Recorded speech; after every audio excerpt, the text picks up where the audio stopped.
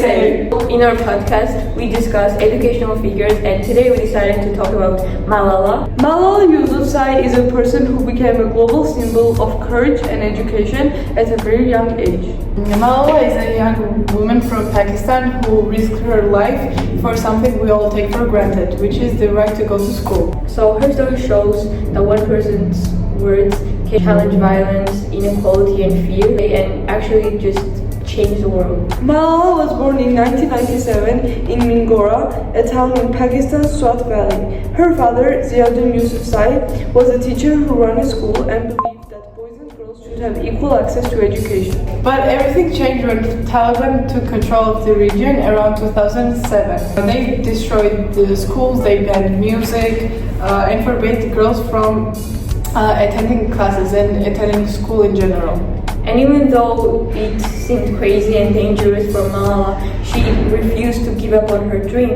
And at just 11 years old, she began writing a secret blog for BBC Urdu under the fake name, as I remember, Gul Makai. And she described how her school had been closed and how she feared her education would end forever. Her words quickly spread around the world. People began to learn what was happening in Pakistan through the voice of a brave little girl. She also started appearing on Pakistani television talking about education. This made her a target, but she still did not stop and she did not give up. I think it's very inspiring and fascinating that a woman this young had this much courage. Yeah, I agree with both of you. It seems unbelievable that a girl around our age had such a big effect on the world and just changed everything for us. In October 2012, Malala was coming home from school when a Taliban stopped her school bus and shot her in the head. She was only 15. Same age as us. I think the obvious question to ask here is, how did the world react about the situation, or how did Malala survive? The world was shocked. People everywhere started praying for her recovery, and after several surgeries, Malala survived and was taken to the United Kingdom for further treatment. So after this much of a hit, I think everyone would be scared to continue their mission as in embracing women and their education. So how did Malala continue her life after this tragedy? Instead of silencing her, the attack made her voice much stronger and much more heard.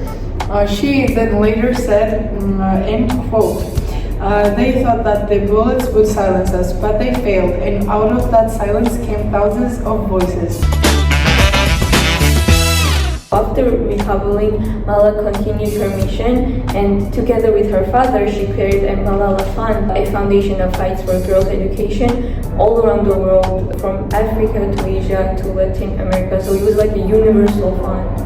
I believe that Malala's father played an immense role in her succeeding in her mission, because when you have family that is on your side and you know that someone will always have your back, yes, and that someone is your father, it's really encouraging. Yes, yeah, her father definitely deserves some recognition. Yeah, of course. She also started speaking at the United Nations. She met with the world leaders and she inspired millions of young girls. In 2014, she became the world's youngest person to ever win a Nobel Prize at only 17 years old. She even wrote a powerful autobiography called I Am Malala, where she tells her story and reminds us why education is so important.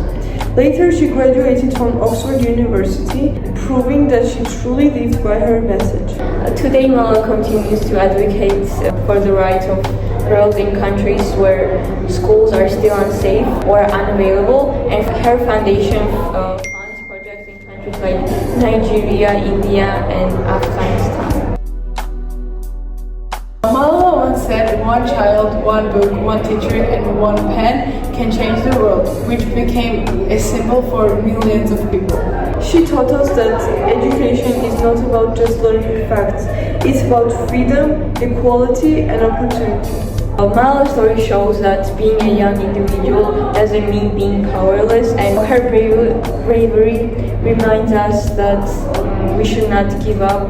And the change always begins with the one person who dares to speak up. From a small classroom in Pakistan to the stage of the United Nations, Malala proved that education can overcome fear and violence. And today, her voice continues to echo around the world, encouraging everyone to stand up for what's right.